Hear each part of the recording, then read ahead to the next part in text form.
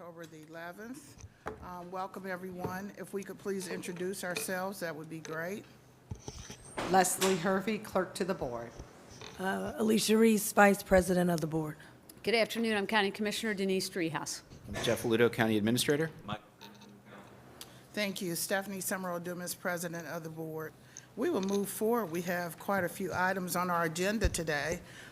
First item on the agenda is Fire Prevention Week proclamation, UC Burns Center. And so we have a proclamation we'd like to read, and then we have some visitors here, and I'm sure they will have something to say. So why don't I get started, and you have your part you're supposed to read. Okay. Okay. So this is a proclamation recognizing October the 9th through the 15th, 2022 as Fire Prevention Week. And whereas UC Health and Hamilton County Fire Departments are committed to ensuring the safety and security of all those living and visiting our county, and whereas fire is a serious public safety concern, both locally and nationally, and homes are the location where people are at the greatest risk from fire, and whereas home fires cause 2,580 civilian deaths in the United States in 2020, according to the National Fire Prevention Association, and fire departments in the United States responded to 356,500 home fires. Whereas smoke alarms sense smoke well before you can, alerting you to danger in the event of fire in which you may have as little as 2 minutes to escape safely. And whereas working smoke alarms cut the risk of dying in reported home fires in half. Whereas Hamilton County residents should be sure everyone in the homes understand the sounds of alarms and knows how to respond. And whereas Hamilton County residents who have planned and practiced a home fire escape plan are more prepared and will therefore be more likely to survive a fire. And whereas Hamilton County residents will make sure their smoke and CO alarms meet the needs of all family members, including those with sensory or physical disabilities. And whereas Hamilton County's first responders are dedicated to reducing the occurrence of home fires and home fire injuries through prevention and protection education. And whereas Hamilton County residents are responsive to public education measures, are able to take personal steps to increase their safety from fire, especially in their homes. And whereas the 2022 Fire Prevention Week theme, quote, "Fire won't wait, plan your escape," effectively serves to remind us that it is important to have a home escape plan. Now, therefore, be it proclaimed that October 19th through the 15th, 2022 is Fire Prevention Week, and we urge all Hamilton County residents to plan and practice a home fire escape for Fire Prevention Week 2022, and to support the many public safety activities and efforts of Hamilton County's fire and emergency services. Be it further proclaimed that the Board of Hamilton County Commissioners of Hamilton County, Ohio does hereby proclaim the week of October the 9th through the 15th, 2022 as Fire Prevention Week in all of Hamilton County, and it is signed by all our commissioners.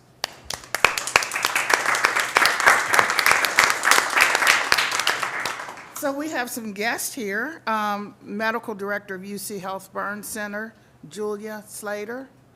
And we also have Chad McGarvis, our Program Manager, and Candace L. Novak Sabers, the Vice President of Government Relations. Welcome. Thank you. Good afternoon. Good afternoon. Thank you, President Sumero Dumas, Vice President Reese, and Commissioner Driehaus. Thank you so much for having us. It's really an honor to be here to support such an important cause. As the region's only burn team, we at the UC Medical Center's Burn Center really believe that part of our mission is not only to help the injured burn patients of the city and the surrounding areas, but also to spread the word and the importance on prevention of these injuries happening. Structure fires are actually the #1 cause of admission to our unit, and so we see every day how life-saving the importance of having a practiced escape plan and being prepared in the event of a fire can be, both at home but also in your workplace or anywhere that you're commonly located, that you know how to get out in case of an emergency. So we're just so grateful that you took the time today to recognize this and recognize the important work of all of our fire departments, as well as the UC Medical Center's Burn Center in recognizing the importance of burn prevention, especially as this is the 100th anniversary of Fire Prevention Week in the United States. Thank you. Thank you. Yes. Thank you all.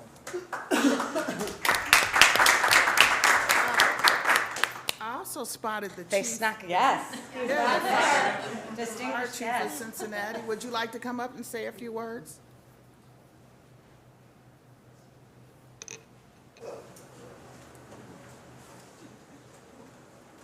Welcome. Well, thank you. I really appreciate the mic being at my level. Usually I go behind these large, tall fellas, and the mic's all the way up here. Well, it's a pleasure to be with you today, and Ms. Alicia Reese, Vice President, Ms. Stephanie Dumas, President, and Ms. Driehaus. I remember you from the West Side, Fuel Spill, and all the other people here in our midst today. It is Fire Prevention Week, but it's Fire Prevention Week every week in the Cincinnati Fire Department. I would like to introduce to you my Assistant Fire Chief of Fire Prevention and Community Risk Reduction, Kenneth Caldwell. He is my expert, if you will, as it relates to community risk reduction, because we call it not only fire prevention, but we call it community risk reduction because the fire department is tasked with reducing risk across the board, from car seat safety, swimming safety, you name it, we're in the safety business. So I appreciate the recognition for my department and all of the members that serve in the sworn and civilian ranks. We're here to serve not only the citizens of Cincinnati, but our Hamilton County partners as well. So I do appreciate you recognizing me and my assistant. Thank you, and we wish everybody a safe month of October, and this is also the month of breast cancer awareness. So get your mammograms. That includes the fellas too, because cancer is not only for the breast cancer for females, but it also affects males too. So thank you, everyone. It's been a pleasure. And we thank all of you. We'd like for you to come up, and we have a proclamation for you if we can take a picture with all of you. And by the way, go on the website and support the cause of breast cancer awareness. For numero uno, donate to my cause. Appreciate it. Thank you. Madam President, before we take a picture, can I just say something real quick? And I think, certainly want to thank the experts, but I want to also acknowledge that I know that, I know the Cincinnati Fire Department and our affiliates would go out and really helped a lot of senior citizens at one point when they saw a lot of people dying in certain communities.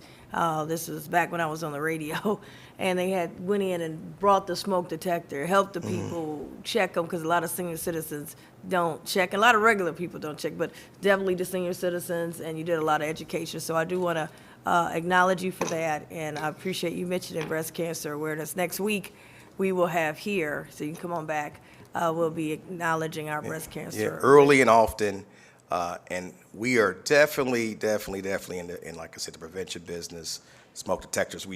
The clock changing will happen next month. Yeah. So you change your battery when you change your clock. Thanks. Thank you. Hold on one second. Commissioner Driehaus, would you like For to? the opportunity. Thank you all for being here, UC Health and the City of Cincinnati. Really appreciate it. I didn't realize it was the 100-year anniversary prompted by the Chicago fire 100 years ago, which was devastating and had wide impacts. So I appreciate you reminding everyone about the importance. I'm running through my head right now, how am I going to get out if that fire's on the first floor and I'm on the second floor, right? So that's the whole reason for the season, is to remind people to think these things through before it's too late. So thank you so much for reminding us about the importance of prevention and awareness that we all need related to any kind of fire emergency. Thank you. Thank you, Mr. House. All right, we'll take a picture now. Take one quick before these buttons pop. Right?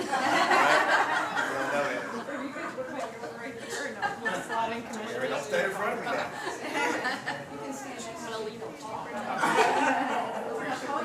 I feel much better. We'll get you guys over here. Here we go. Okay. You like that blue my motorcycles that come.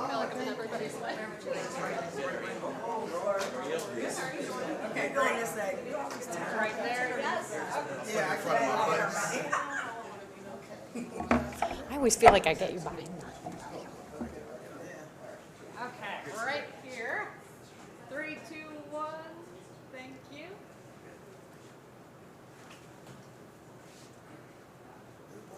Okay. How about a 3, 2, 1 here? 3, 2. Thank you. Thank you so much. You still smell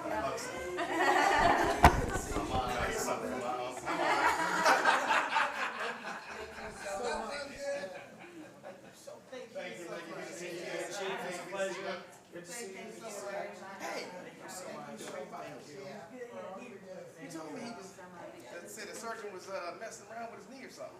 Get him straight. Yeah, I just took him to therapy before I got here. See you later. Okay, all right. Okay. Okay, we will move forward. Next item on the agenda is a special alert and information regarding increase in overdose deaths. Megan is here.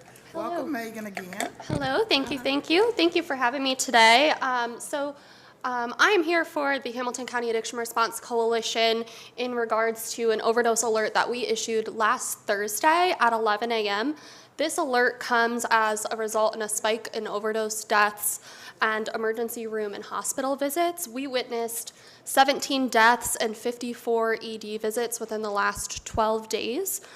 So when we see this combination of those high death numbers and consistently high ED visits, this is something that the coalition between our Harm Reduction Committee and our Interdiction Committee that we like to flag.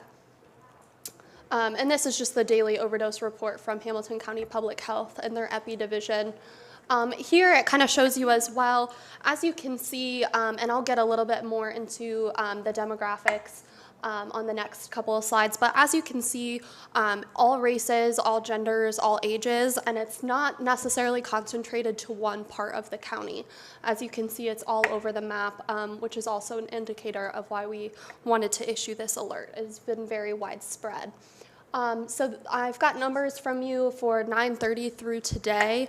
The coroner's report from yesterday morning has not yet been released, so I'll be sure to update those numbers for you as soon as we receive them. Our age range is anywhere from 23 to 59 that we have seen between these, but really it was this, all of the deaths that we saw on 9:30 that we received on the morning of October 3rd that really triggered it for us. And then we have more that we had seen throughout the week last week. I did want to sort of highlight those numbers in combination with what we kind of see as an average QRT participant for our outreach. As you can see, we kind of predominantly stay in that 25 to 44 age group, as well as it being predominantly male. When it comes to race, also predominantly white, close to 50%, but also 33% African American. This comes, as an increase of fentanyl being mixed into cocaine, as well as last year we launched our African American male outreach team. So a lot of those numbers as well with that increase. Prior to that launch was our participant was probably around 15% African American. A lot of that has been due to the proactive outreach that our team has been doing out in the community. So again, with those numbers, these are all preliminary overdoses as we look to the coroner's numbers. However, we don't necessarily have the official toxicology back on these individuals yet, but we are suspecting it is due to an increase in fentanyl and influx into our community.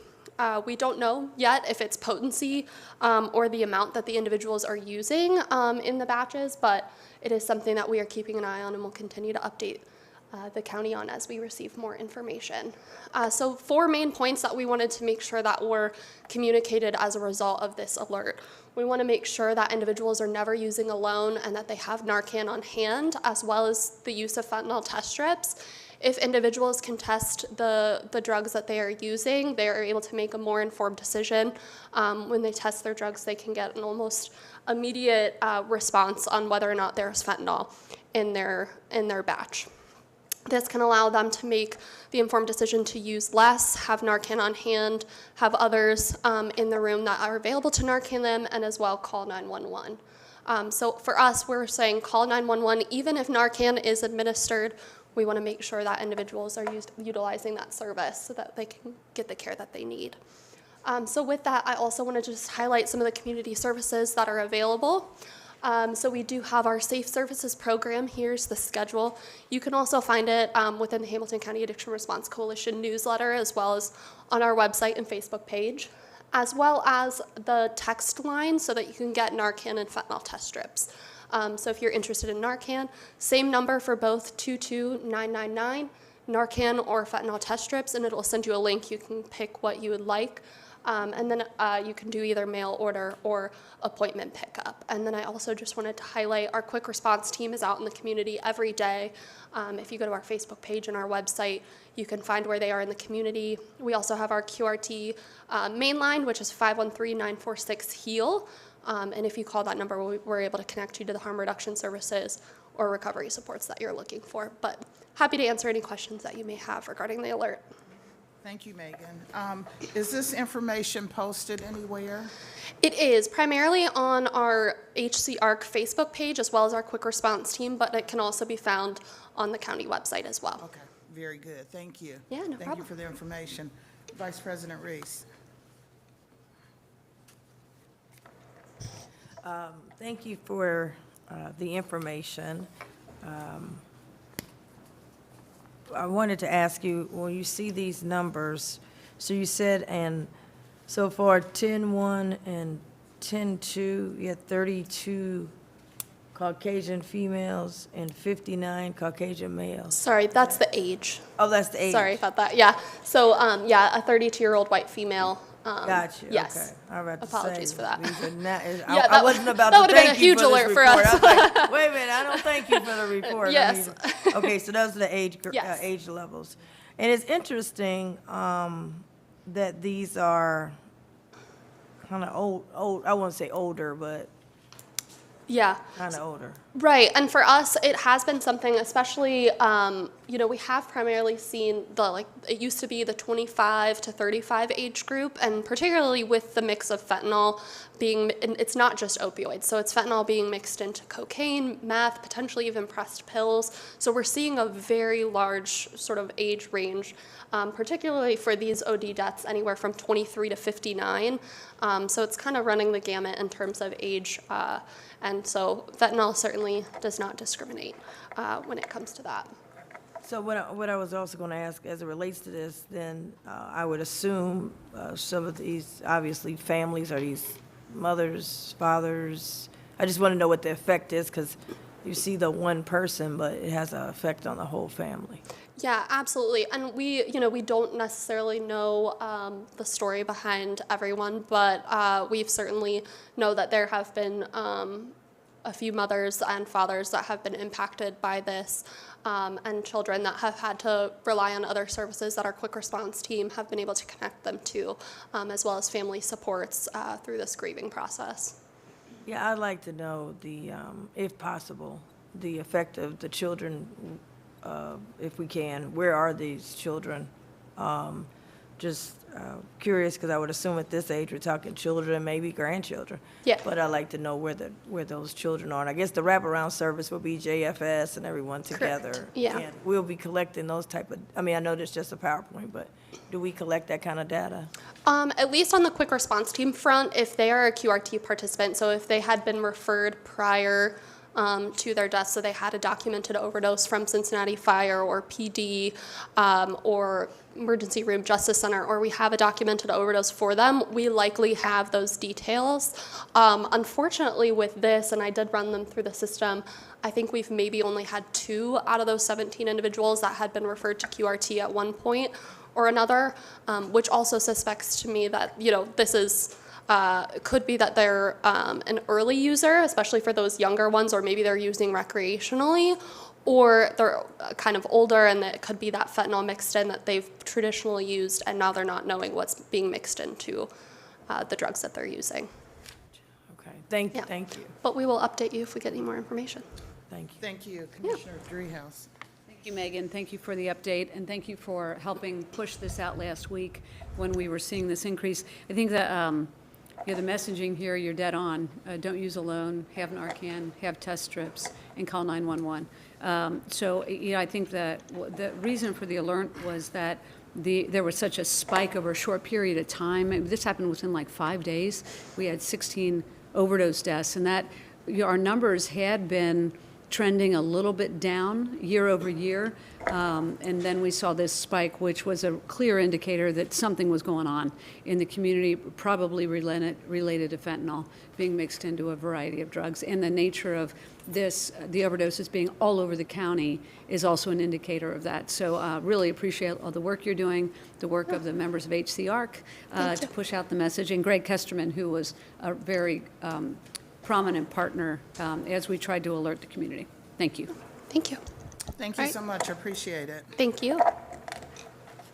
We're going to move forward, but I thought maybe this might be a good time if I could just have a moment to speak about an issue that started earlier this week.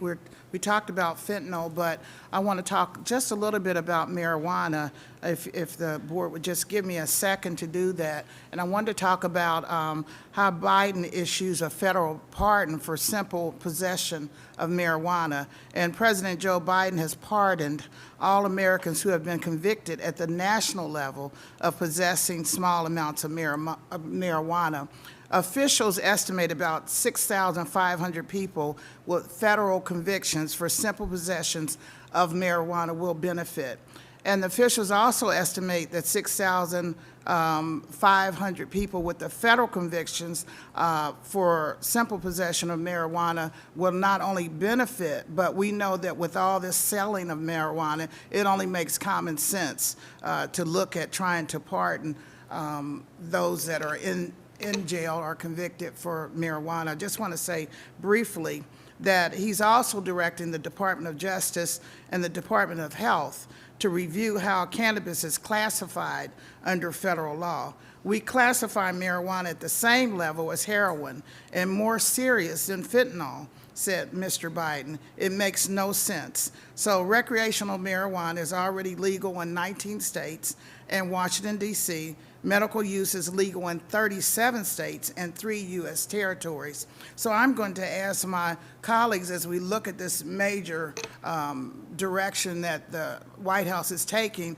if we as a board might want to pass a resolution in support of this, of course not today as you think about it, in support of his move, and also encourage our current governor to look at the state rule and move forward, because Biden is asking that the states follow his lead. So I want to just talk about that because it was early. I don't want to wait till later to do it, but to look at the possibility of a resolution supporting his administrative approach and whether or not we want to urge the governor, as I said, to move forward in this effort.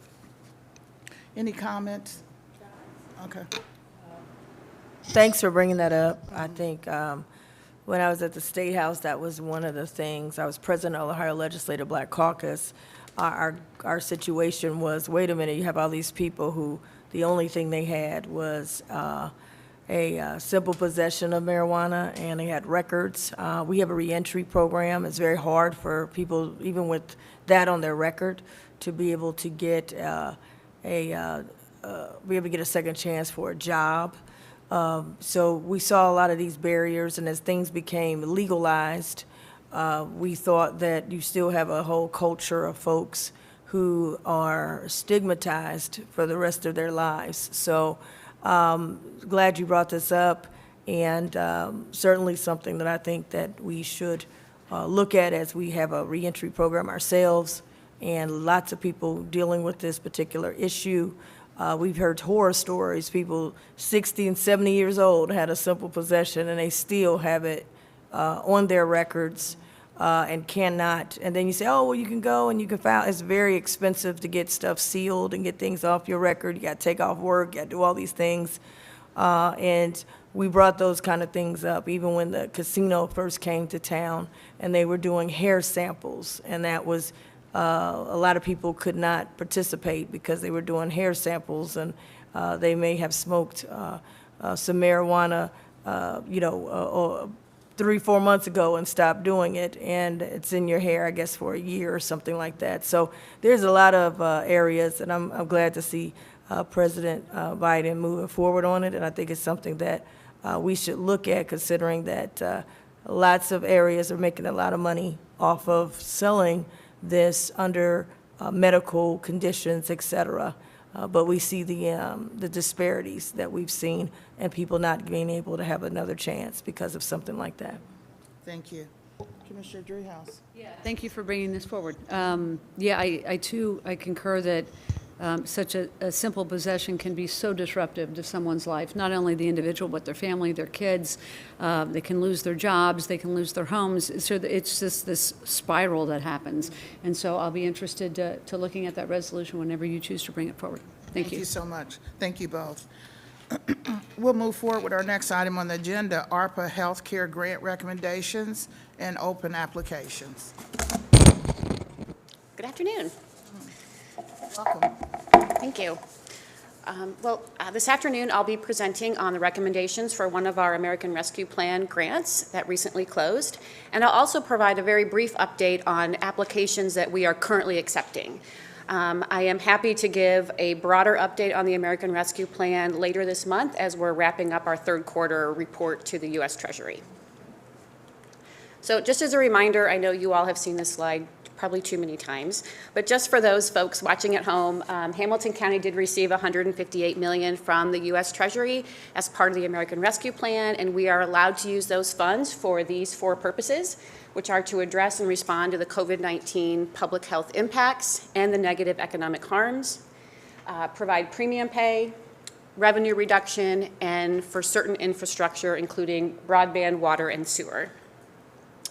And as the board recalls, back in July of 2021, you passed the first American Rescue Plan allocation for Hamilton County that included 4 broad areas of funding. It was strengthening public health systems, county financing and departments, enhancing community infrastructure, and of course the biggest bucket, which is addressing negative impacts. After that July, we spent several months bringing stakeholders together to bring forward specific program recommendations to the board to finalize our American Rescue Plan, and that was passed by the board back in May of this year. So one of those programs that was brought forward was a grant to help to improve public health infrastructure throughout Hamilton County. And the purpose, as you can see here, was to provide healthcare providers with funding to implement COVID-19 mitigation and prevention measures, as it is recognized that we are going to be responding to COVID-19 and its variants for we don't know how long, and that that response, it may change over time. And there was definite recognition of that in the American Rescue Plan final rule. And what this also does is provides us as a county an opportunity to really improve our resiliency as we move forward out of the pandemic. So what we did allow for this grant, eligible uses included ventilation improvements, enhancements to public health data systems, including IT infrastructure, and also equipment for prevention and treatment of COVID. And these were all, again, eligible under the U.S. Treasury final rule. Our budget was $3 million. We received 7 grant applications that did exceed our budget. We received 7 applications, as you can see here, in the amount of $4.1 million. So we did have to, like all of our grants, do some analysis and evaluation and bring forward recommendations to you all. So I'm going to just go through briefly what the applications were and how they relate to our grant eligibility as well and the American Rescue Plan. So first of all, Children's Hospital requested $1.17 million for a situational awareness and learning tool, which will enhance the public health data system for COVID-19. So you may recall back in the early days of the pandemic, Children's did provide a lot of data, and the Health Collaborative, and they did a great job of coordinating our efforts at a rapid pace. However, I think what the gap that COVID identified, according to Children's, was there really was not a technology tool or system supporting data sharing and analytics in real time. And that's what this grant is intended, that's the gap this grant is intended to fill. So what specifically Children's has proposed is to build and maintain a system that allows for data sharing, coordination, and situational awareness amongst all of our stakeholders. So those stakeholders could be the public health departments, EMA, community partners, other hospital systems, to keep everyone aware of the data and the awareness of the pandemic and its status. So this grant, again, will enhance their current system. It will make it less manual. Believe it or not, according to Children's, they were using emails and faxing during the pandemic. This will make it much more efficient, again, less manual, and a more robust and persistent system to support current and future phases of COVID-19. Children's will be partnering with the Health Collaborative on this project. The second request we received was from University of Cincinnati Medical Center for $1.7 million for a critical preparedness infrastructure grant. This request was to build out additional negative airflow capacity from 4 rooms that they currently have to 25. According to their application, in 2020, they ran out of negative air pressure rooms. And you may recall, it's hard to remember where we were 2 years ago. They had to erect tents to allow for this capacity. So this grant will definitely help fill a need identified by the pandemic, which is the need for additional infrastructure for patients with highly contagious airborne diseases. This will allow them to better serve our region safely, and it will, most importantly, help improve our community's resilience and readiness. And this project will be constructed as part of UCMC's new emergency department. Of all the funding, $1.7 million of the funding, $1.6 is for the equipment, and $100,000 is for engineering, permitting, and commissioning of the rooms.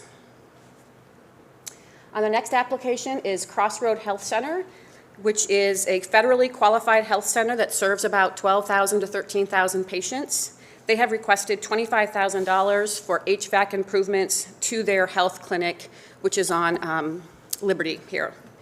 They're going to be using HEPA filters to help improve that indoor air quality for their patients. We also had Greater Cincinnati Behavioral Health, who is a provider of mental health, psychiatric, addiction, and related services to 30,000 people. They requested just under $25,000. Similarly, like Crossroad, is to improve HVAC improvements at their healthcare facility. We also had Mercy Health System request just under $350,000 for equipment at 3 of their hospitals, Mercy Anderson, Jewish, and Mercy West's Harrison Emergency Department. Funding will be used to retrofit 2 emergency department treatment rooms to negative air pressure rooms, and to purchase 5 portable patient isolation air filtration systems. And finally, they will be purchasing some equipment to improve disinfection in those rooms. Like UCMC, this will allow for improved resiliency and readiness for the COVID-19 pandemic. Talbert House requested $750,000, and this was to renovate one of their residential treatment programs, which served 319 people last year. The funding requested would redesign the existing space to allow for better flow of clients and staff, enhanced security and supervision, and more spaces for client recreation. They would also be replacing the roof and windows and resealing the parking lot. They hope the renovation will allow for more of that social distancing. And last but not least, First Step Home is an addiction treatment center. They requested just under $90,000 for a new phone system, quarterly cleaning of all 12 of their homes, and HVAC for 2 of the 12 homes that they operate. They did break out their budget. $35,000 was for the phone system, $30,000 for new HVAC in those 2 homes, $14,000 for air purifiers, and $10,000 for the quarterly cleaning. So with that brief overview, here are the recommendations to discuss. It was difficult. It's always difficult to reduce based on the budget, but we did recommend Children's and UCMC for just slightly under their recommended what they proposed. And by doing that, that will allow us to fund 5 of the 7 applications, being Children's, UCMC, Crossroad, Greater Cincinnati Behavioral Health, and Mercy. We did, with Talbert and First Step, just if the board is interested, Talbert we just felt was a bit outside the scope of the grant in terms of a new roof replacement, new windows. And First Step, both of those were lower because of the number of people reached versus the other 5 applicants. So that's why they ranked lower from the committee's point of view. Before I go into the grant applications that are open, I'm happy to answer any questions about these applications. Thank you so much. Appreciate the presentation. Yeah, we've been talking about making sure that small entities get what they need or get something to further their vision and their goals. I'm going to jump down to First Step, which is an addiction program, and they asked for 2 of their 12 HVAC systems to be repaired or what. They could have asked for 12, but they didn't. And their phone system, I imagine, would be something that needs to be up to date and people can use. I just really I'm having an issue with, we know the hospitals do great things. Where would we be without the hospitals? We barely reduce them. And also hospitals have ability to bring funds in a little bit better than these smaller entities. And then Talbert House, I agree, it sounds like it's out of the scope. So I agree with that, but I am not in agreement with First Step not getting anything, and I'm not in agreement with, as I said, Talbert House, I understand. But I was looking up here at UCMC, and you were saying air pressure from 4 to 25. Mm-hmm. And I'm just thinking, and I'm not a medical person, but I mean, even if we increase it from 4 to 20, I think that would be great. So basically what I'm saying is that I think that we should be able to allocate some money to, and I have no connection with First Step, to First Step to get some of the, it's a minimal request, it's a small entity, and oftentimes, as we all know, the larger ones get what they request. So I would like to find a way to reduce some of the hospital funding where First Step can get something from this request, and that's where I am right now. Vice President Reese. Thank you, Holly, for the presentation and the explanation. Mm-hmm. One of the things on a larger level, just want to make sure on the RFPs, and this is nothing toward you, but I know it's difficult to do business with the county. It's a tough thing if you're a smaller organization. We've seen that, the thickness of information that has to come in. And I've always been concerned about that because I see, as I have said to the administrator, I see a Port Authority come in for $2 million, and it's a front and back 2-page, and then these organizations, remember the Health Gap came in, it was, a thick book that could have been at the library. And so outside of just this piece, I would like you to talk about, when we get to the probably next piece, or before you leave, just if you're seeing any complexities with paperwork and being able to get some of the smaller groups that we're trying to do. I don't know if sometimes we do them as a subcontract to a bigger agency that can do all the paperwork. The other thing is we're on a reimbursable plan. We don't do it with everybody, but we do a lot of reimbursement. If you're a small organization, you don't have, a year to get paid, do all this work, go accumulate all this quote-unquote debt, and then at the end, a year later, here we come with, we need all your receipts and you can get some paperwork. So most of our contracts, that what I've seen, it says up to, it's never guaranteed because they have to show reimbursable. So you could talk about that, I don't know. I have looked at, while we want to be definitely on top of it and make sure the paperwork is right, we might need to look at that for smaller organizations to be able to get paid quicker, and be able to get reimbursed faster.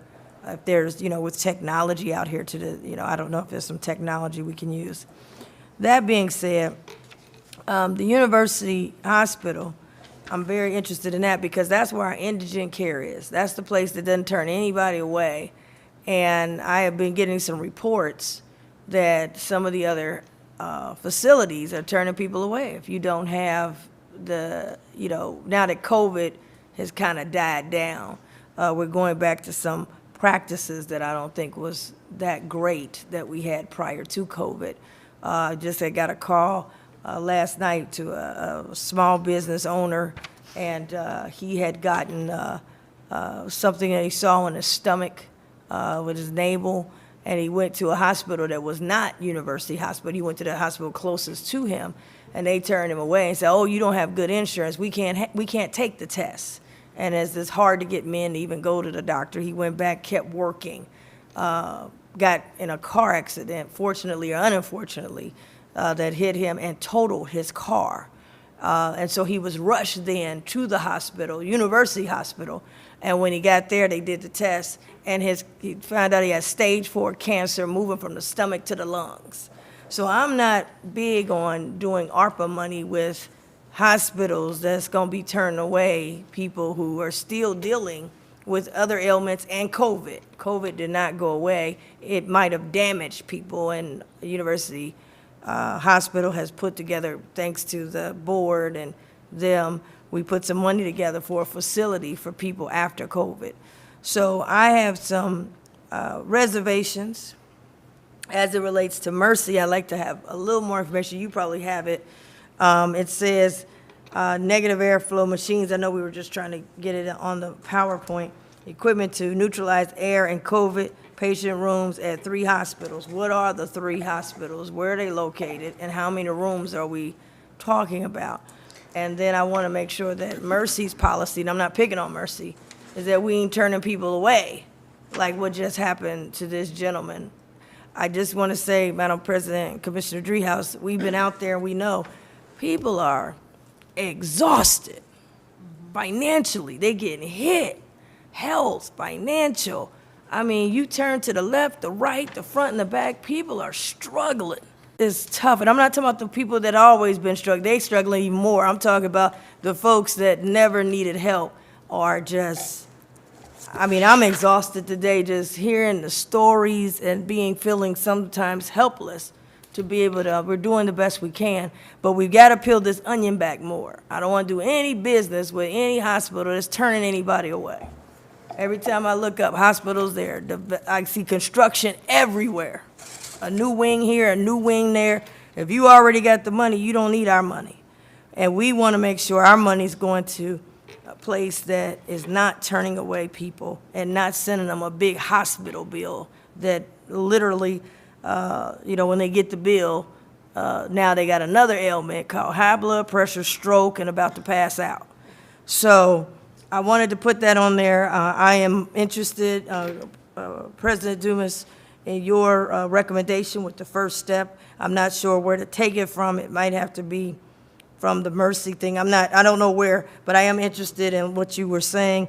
I do agree about Talbot House. I don't know all the other things, but you're right. We're talking about roof, we're talking about windows, that I'm sure we give a lot of money to them. They may be able to find that at another place in our process.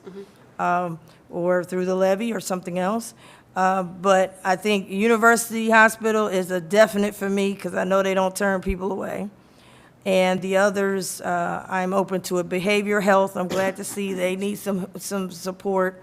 And I'm not sure about what's going on with children's.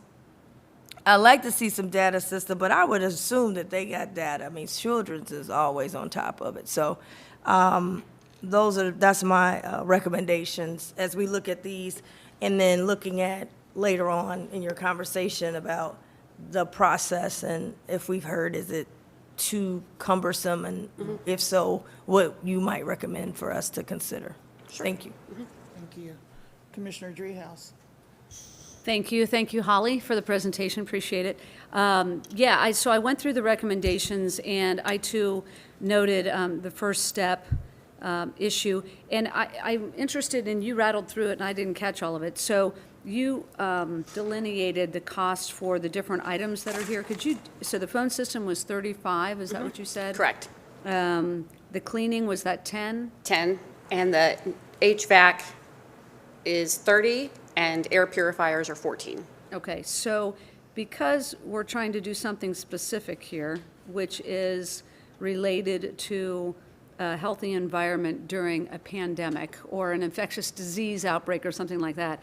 And so I can see how all of these relate to HVAC systems, negative air pressure rooms. I mean, clearly we're trying to hit a target here.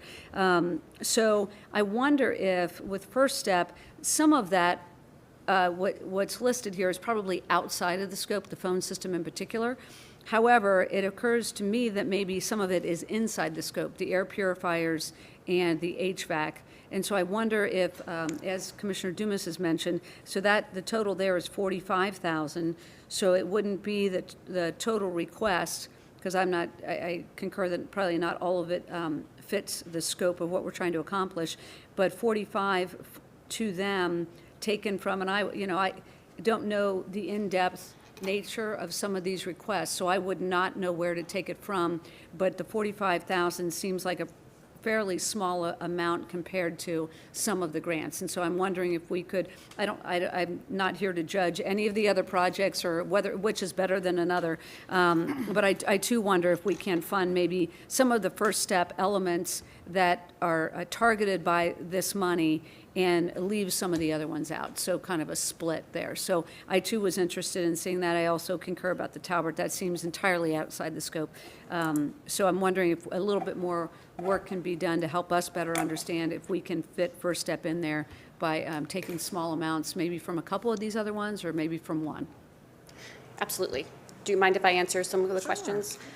So first of all, Commissioner Reese, yes, we've had, I could talk for quite some time about ways that we've tried to improve our processes for small organizations based on board feedback. So one in particular I'll just share is, and that this was the board recommendation, we did implement it, was our nonprofit grants, who United Way is administering. We did do a third round specific to small nonprofits only. And I think we awarded just about $800,000 in grants. I think it was to, if I'm correct, virtually all that applied received money. So I think we did try to the board's direction, streamline our applications to allow for that, and that understanding where we balanced risk of federal dollars versus implementation on from a small organization's perspective. In terms of reimbursement, we do tend to do our grants reimbursement basis because that does minimize our risk for federal dollars. What we put in our agreements is that people can bill us monthly, and as long as all the information is there and it's good, we will do our best efforts to get those checks out within 30 days. And then finally, the contracts, I can understand your point for sure. Some of our contracts are very large. And from my experience, I don't know about the health gap that you're referring to, but some of our RFPs that we put out, part of the contract may be 15, 20 pages, but it's all the attachments. And the attachments include the request for proposals. And then it also includes their proposal to us.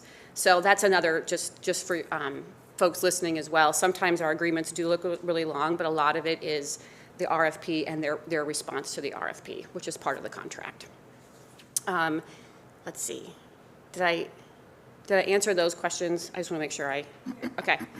I think that was great. I wanted to, on the health gap one, I did read it, wasn't the RFP, but it was a Okay. lot. And there's other things, we asked for insurance and those kind of things. Yeah. I just want to, and I think we have gone to the point where we're responsible, accountable, but also more inclusive of, because we kind of tend to see the same people because they know how to do it. It's cookie cutter, hit here, hit there, or they got a larger staff. So I'm glad to see that. I know that we're going the extra mile, but I know that Mr. Bell with the Bold agreement talked about this insurance piece. And we even see that with bigger companies say, oh, we can't do that. So just wanted to make sure that, making sure that you're seeing that, yes, I do see these people participating, and if not, is there something else we need to do? Is it outreach, is something more outreach or whatever? Wanted to get your thoughts on it, that's all. Yeah, and I think we can always do more outreach, and we'll continue to do that without a doubt. Commissioner Reese, your question about the hospitals turning people away, I can't answer that. We can look into it in terms of the systems that we're recommending for approval and get back to you on that. But I don't know the answer to that question.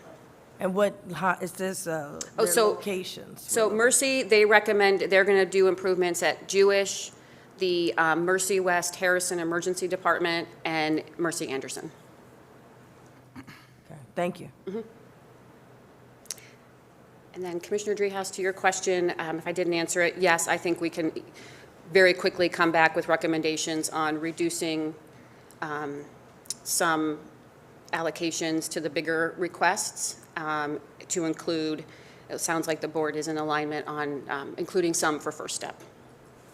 I think we can. I would just say I would like to include all for First Step. Okay. And really, I was sitting here thinking, if I was watching this right now, I would think, well, we just had this big discussion about addiction, and then we say 0 for First Step.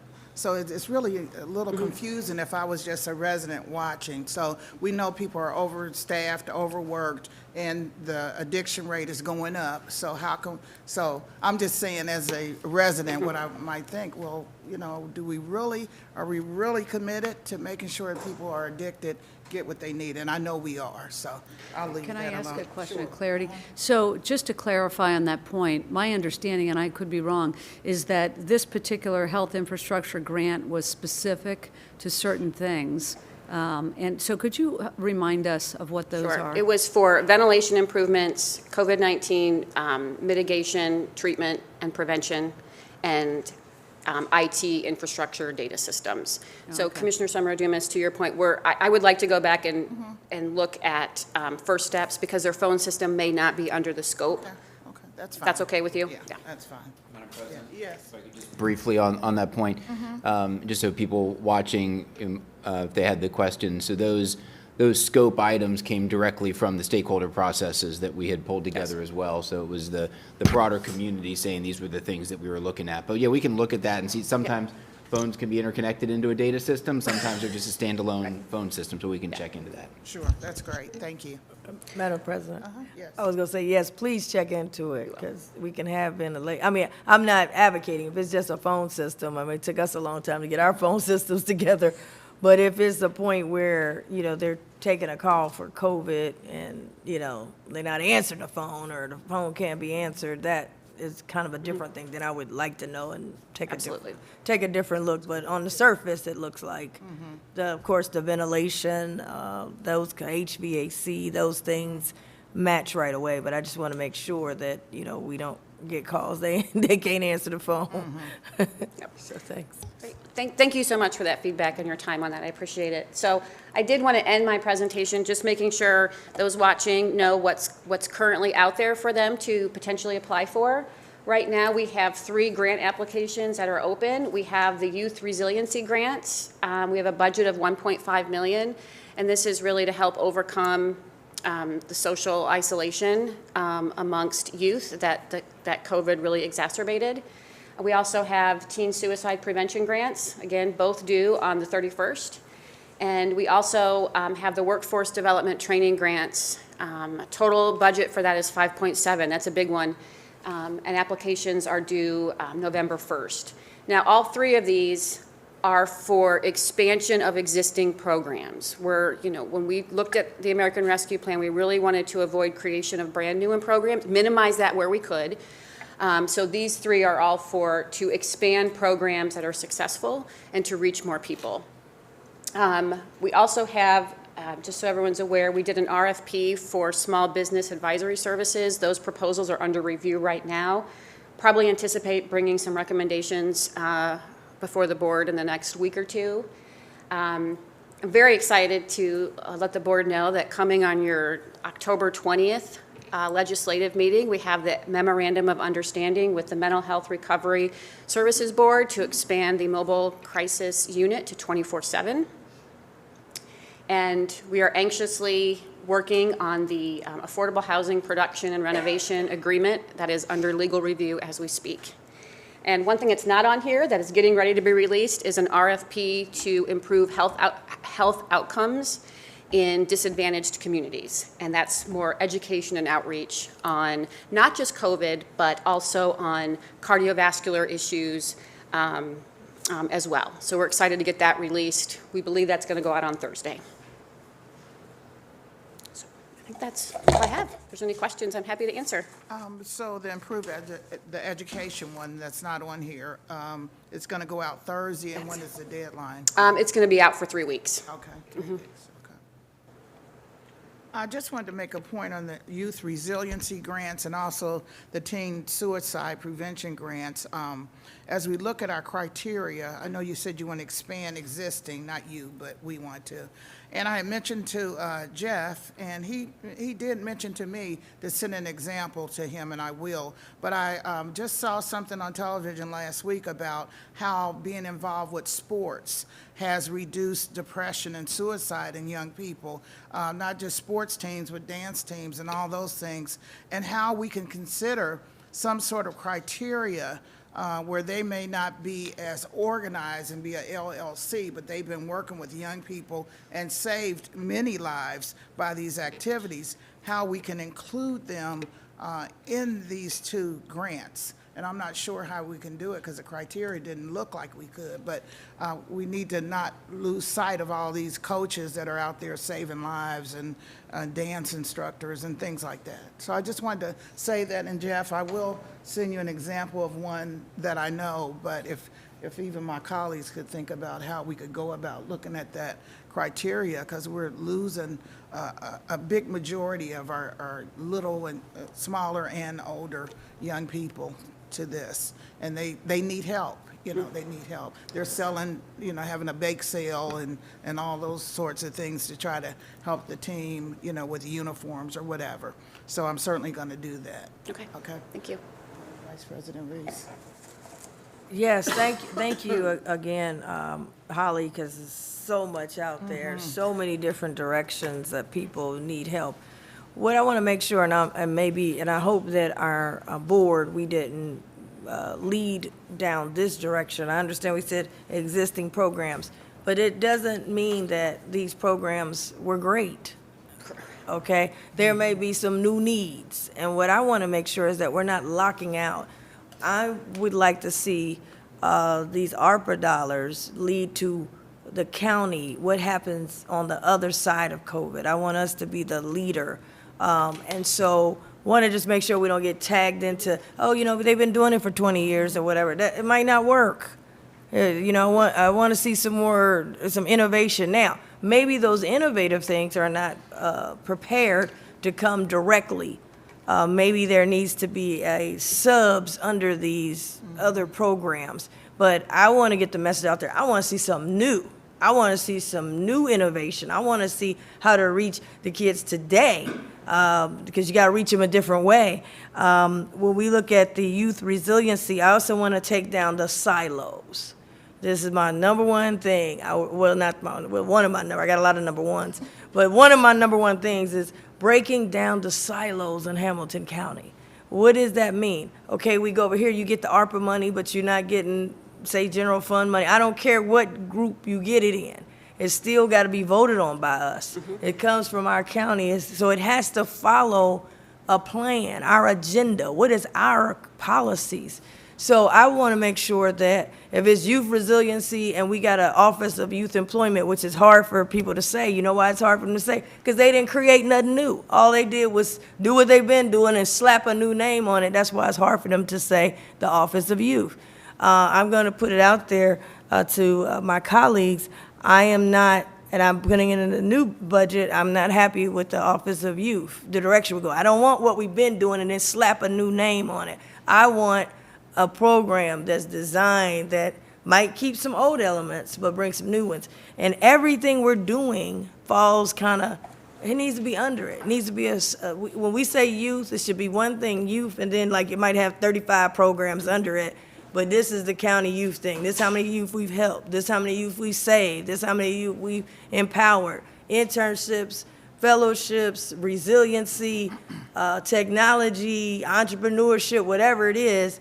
That's how I'm kind of wanting to do it. I think it also will help the public instead of them saying, y'all ain't doing nothing. These youth run around here and they ain't got nothing to do. And we trying to find 15 different organizations that we have funded. And then to the organizations, I want to say, don't come here just get the county money. And then after you get the money, after you get the contract, yes, you're in compliance, but then you run off. You don't say the county commission, the board of county commission did anything. Then we walk around, take all the hits that y'all ain't done nothing, or our administration gets the hits. They ain't done nothing. And y'all run off with your own brand, your own advertisement, but not your own money. So I want to take those silos off, connect branding, categorizing things, make it simple, and bring all the things under a couple different umbrellas, under one umbrella, which is one Hamilton County. So I did want to say that. Workforce development training grants. I know you said we said existing. I mean, I'm looking for something different. The workforce ain't what it used to be. I mean, we're chasing, the employers are chasing the employees now. The employees ain't chasing the jobs no more. So what is it that we want to see? So I hope it wouldn't, now I don't know if this is the right thing to do or not, but they're going to bring it to, they're trying to do something where they're roasting their own coffee beans. An African-American organization, so we're not just selling the coffee, we're learning how to roast it. So that's an agriculture thing. I don't know if there's money with USDA, but we're roasting it here, we're then packaging it, then we sell the coffee. So those are the kind of things that I wouldn't want them to be locked out of a workforce grant. I don't know if it falls under this, maybe it falls under something else.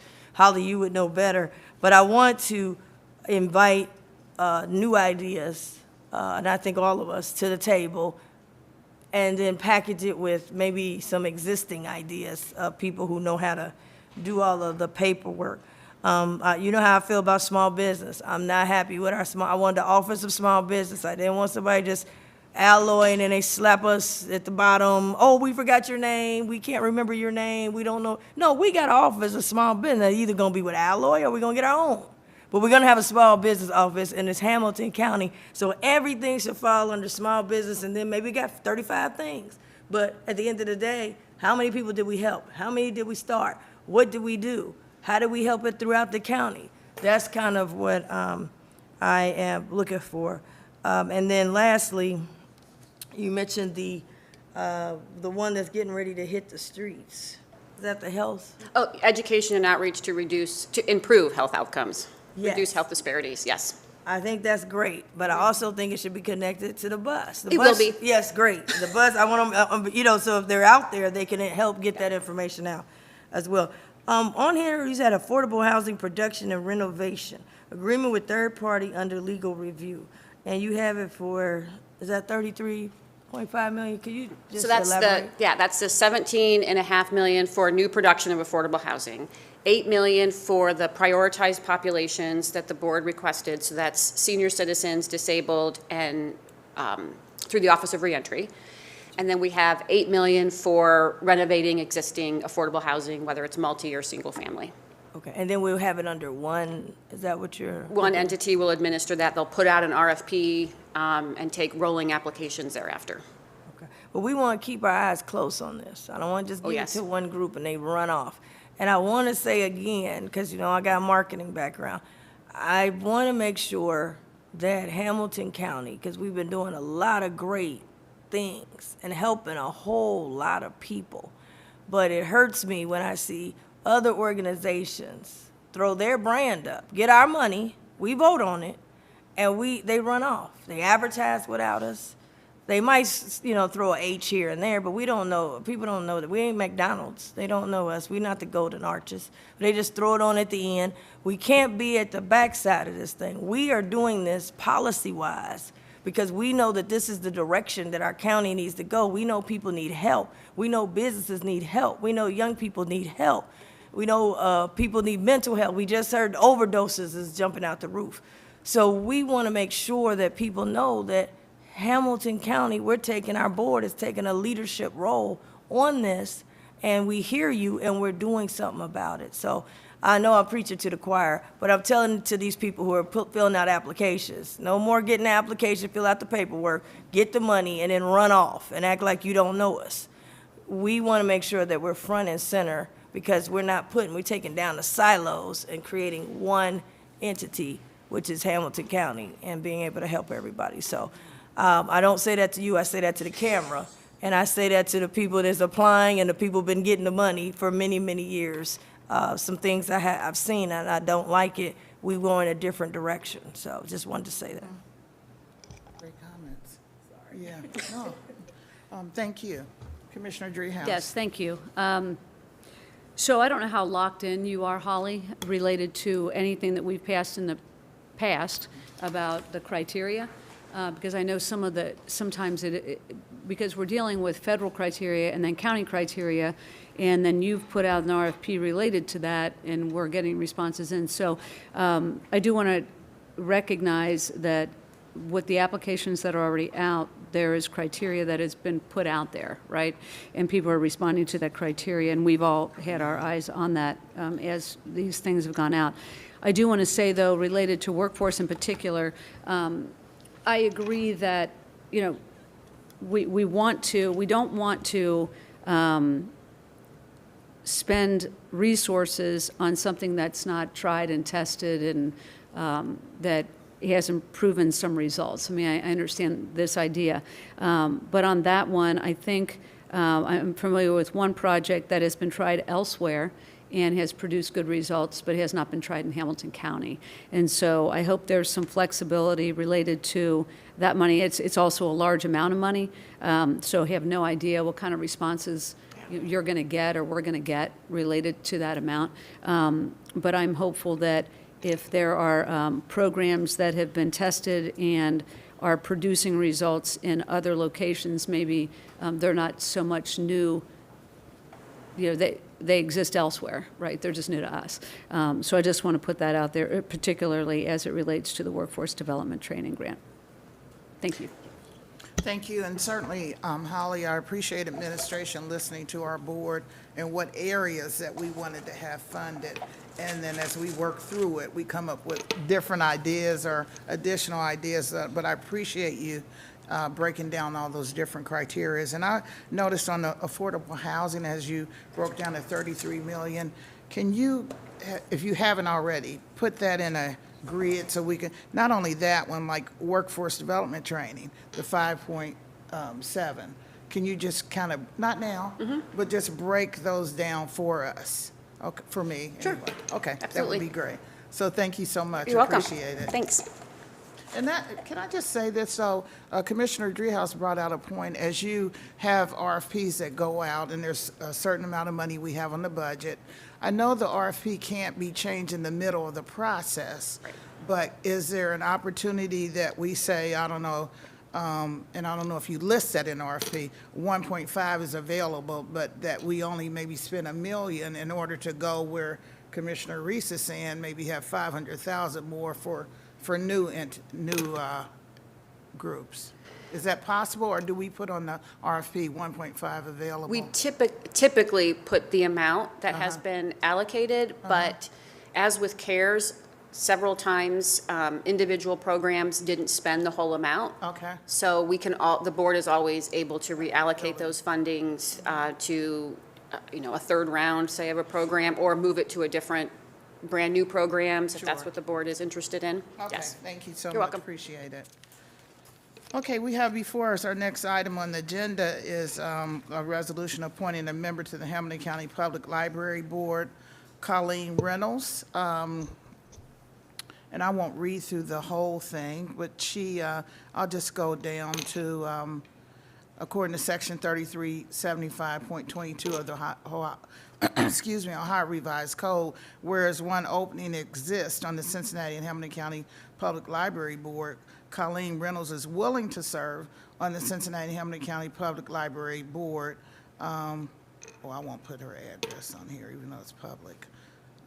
I know I'm mumbling, but I saw her address and I didn't want to say it, so it's public, I guess. But be it further resolved that the Board of County Commissioners and that the clerk of this board be and hereby directed to certify copies of this resolution to the appointee and the Cincinnati and Hamilton County Public Library adopted today. So I make a motion to adopt this resolution. Second. Commissioner Summer Dumas. Yes. Commissioner Reese. Yes. Commissioner Dreehouse. Yes. Thank you. You're not Colleen, are you? I'm not Colleen. Okay, okay, I didn't know if you came for that purpose. Okay. Thank you so much. We also have two executive sessions. President, Yes. may I, just one more thing. I have a student shadowing me today, and so I just wanted to recognize her. She's in the room.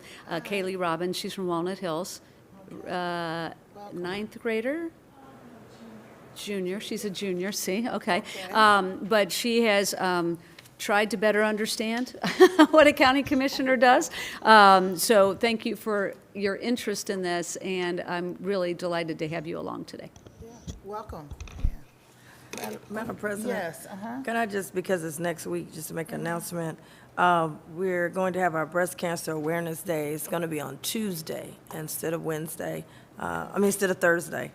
Thank you for that. It's going to be Tuesday, the 18th next week, and 12 noon is the meet and greet and photos between that hour, and 1 o'clock, then they will be recognized. And so each office, we got certificates, so it's the special certificates we did last year. So if you have anyone, please get it to our office if you can by this Thursday so they can get the names printed. Also, we're encouraging Administrator Ludo, I know we're reaching out everyone, if you want to and like to wear pink, and we get, Bridget takes pictures and we'll put them all on the website. And if there's any of our employees that feel comfortable who are survivors, they could contact my office or Bridget, and we'll make sure that our employees who are also in the fight be able to get a certificate as well. So just wanted to make sure that people knew that. So just wanted to make sure. And also, today is the last day to register to vote. Last day to register to vote. And early vote starts tomorrow. So thank you. Thank you.